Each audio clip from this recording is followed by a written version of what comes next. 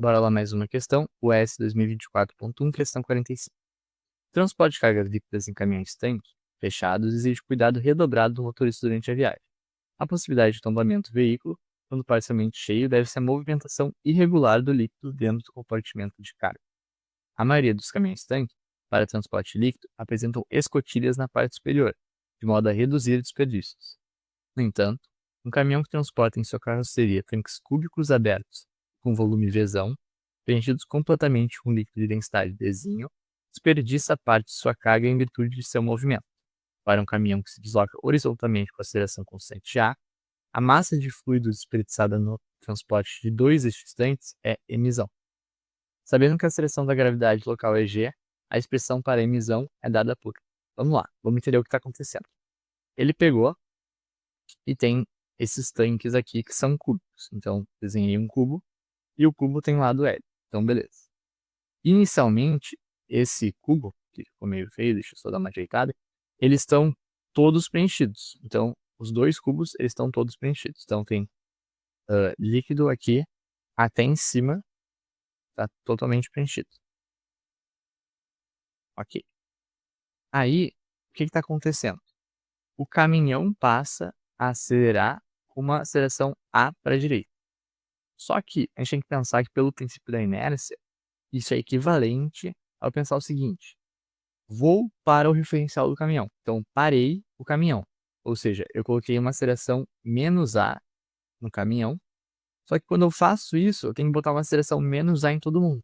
Ou seja, o líquido, ele sente como se fosse um campo, que é uma aceleração fictícia, mas um campo de uma aceleração menos A, que no caso é para a esquerda. Ou seja, o meu líquido, além de sentir a gravidade que tinha anteriormente, que é o nosso G, ele sente essa aceleração A. E aí o que a gente tem que pensar que acontece?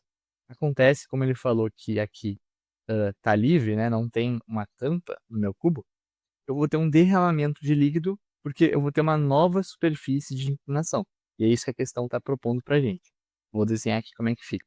Porque é o seguinte, ó, quando a gente tem, por exemplo, um líquido assim e uma gravidade assim, a minha linha da superfície, ela faz 90 graus. Isso aqui é como se a gente caracterizasse para saber a direção que o líquido fica.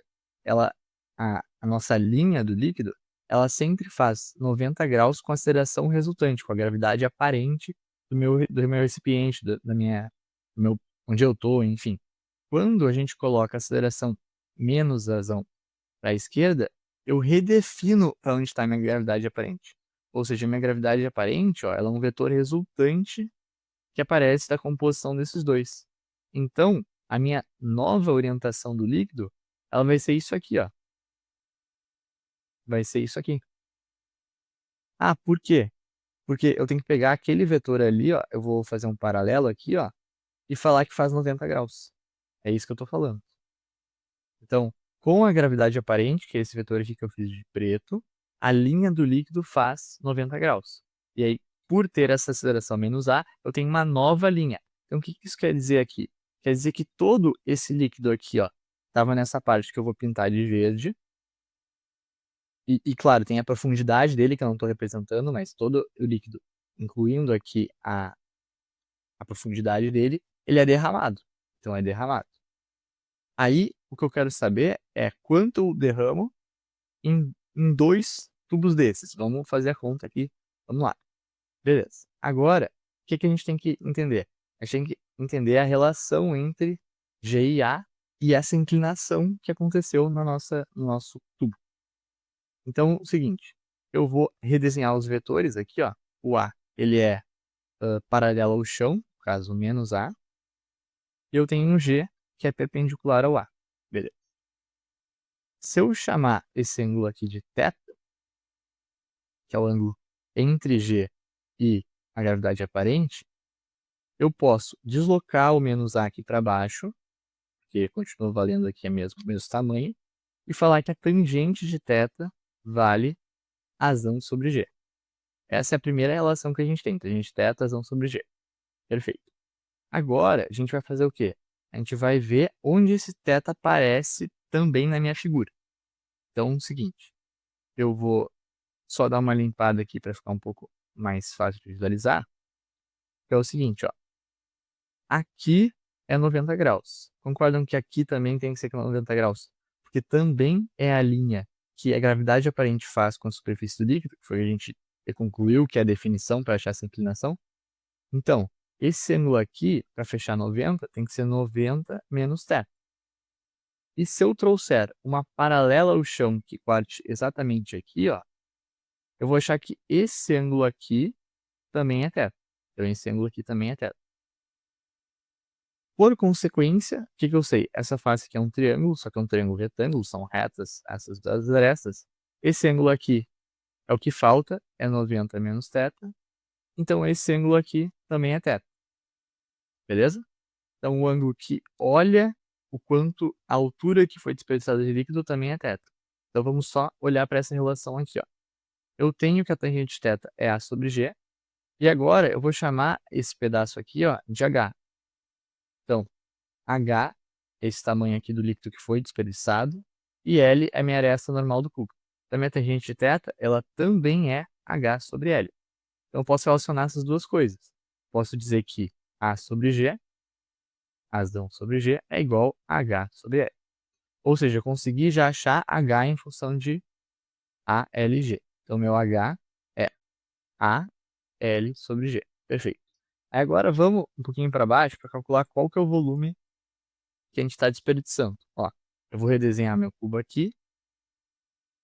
Eu tenho o H, que é essa altura, e eu tenho essa profundidade L, que está em todo o meu recipiente ali, né? Então, isso aqui é L, isso aqui é L e isso aqui é H. Como é que eu posso pensar esse volume aqui desperdiçado? Ele é a área, que é um triângulo, retângulo, base vezes a altura sobre 2, vezes a altura, que é a própria aresta do nosso cubo. Então, esse volume desperdiçado, ele é L quadrado H sobre 2. O que a gente tem que fazer agora? Bom, a gente quer a massa de dois tanques. Então, duas vezes esse volume desperdiçado, que é o volume que eu quero mesmo, que eu vou chamar aqui de V', só para não confundir as incógnitas, ele vai ser 2 vezes L quadrado H sobre 2. Ou seja, esse volume é L quadrado H. Só que quem é H do que a gente escreveu anteriormente? H é A Lzão sobre G. Então, esse volume V', que foi o que eu defini aqui, ele é L quadrado vezes A L sobre G. Ou seja, ele é L ao cubo A sobre G. Só que a gente quer a massa. Então, lembrando da relação entre densidade e massa, densidade é massa sobre volume. Ou seja, como eu quero a massa, eu quero volume vezes a densidade. Nesse caso, como eu chamei de V', eu vou só multiplicar aquele V' pela densidade. Ou seja, a massa que eu quero vai ser Dzinho vezes V', vai ser Dzinho L ao cubo A sobre G. Só que se a gente for voltar nas alternativas, eu não tenho L. Eu não tenho L ao cubo. Eu tenho o quê? Eu tenho o Vzão, que foi quem definiu o volume inicialmente. Então, eu vou só trocar esse L ao cubo por Vzão e escrever D Vzão A sobre G. Beleza? Então, nosso gabarito fica na letra B de bola. Espero que tenha entendido. Valeu e até uma próxima.